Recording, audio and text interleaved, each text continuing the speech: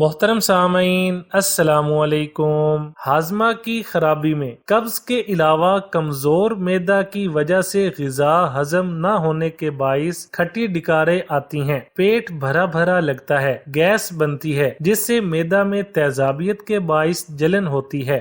گاجر ایک ایسی غذا ہے جس سے ہاضمہ تیز ہوتا ہے۔ اس میں شامل اجزاء انتڑیوں کے امراض، سوزش، السر، کلنج اور بدہضمی کو رفع کرتے ہیں۔ گاجر جراثیم بیکٹیریا کی دشمن ہے۔ بچوں کے کیڑے خارج کرنے کے لیے بھی یہ مفید غذا اور دوا ہے۔ معدہ کی تیزابیت کیسے زائل کریں؟ بعض اوقات جب غذا صحیح طور پر ہضم نہیں ہوتی اور تیزابیت یا گیس پیدا کرتی ہے، اس وقت یہ شربت تیزابیت اور گیس کی شکایت میں افاقہ کرتا ہے۔ بہت ہی بہترین شربت ہے، ضرور بنا کر رکھیں۔ اجوائن 1/3 چائے کا چمچہ، خشک پودینے کی پتیاں 1 چائے کا چمچہ یا تازہ پودینہ 10 پتیاں، تازہ کھجور 3 عدد، پانی 400 ملی لیٹر۔ کھجوروں اور پودینے کی پتیوں کو اچھی طرح دھو لیں۔ ایک برتن میں 400 ملی لیٹر پانی لیں، تمام اجزاء پانی میں ڈال دیں۔ اجوائن، پودینے اور کھجوروں کو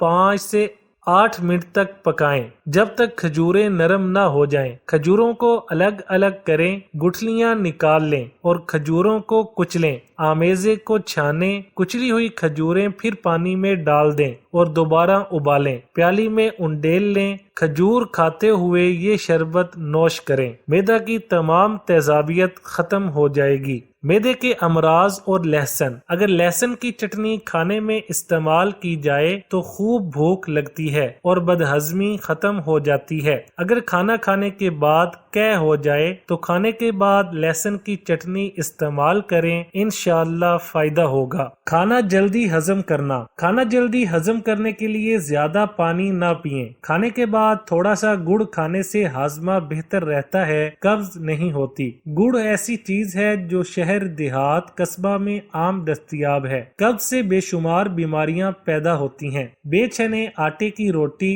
سبزی، پھل غذا میں شامل کریں۔ رات کو کھانا سونے سے 2 گھنٹہ پہلے کھائیں۔ اگر آپ دودھ کے شوقین ہیں تو کھانا کم کھائیں اور سونے سے پہلے دودھ پی لیں۔ دودھ پینے کے بعد چاٹ یا ترش چیز یا پانی بالکل نہ پئیں، اس سے کھانا جلدی ہضم نہیں ہوگا۔ ویڈیو اچھی لگے تو لائک، شیئر اور چینل کو سبسکرائب کرنے کے ساتھ کومنٹ باکس میں اپنی رائے کا اظہار کرنا نہ بھولیں۔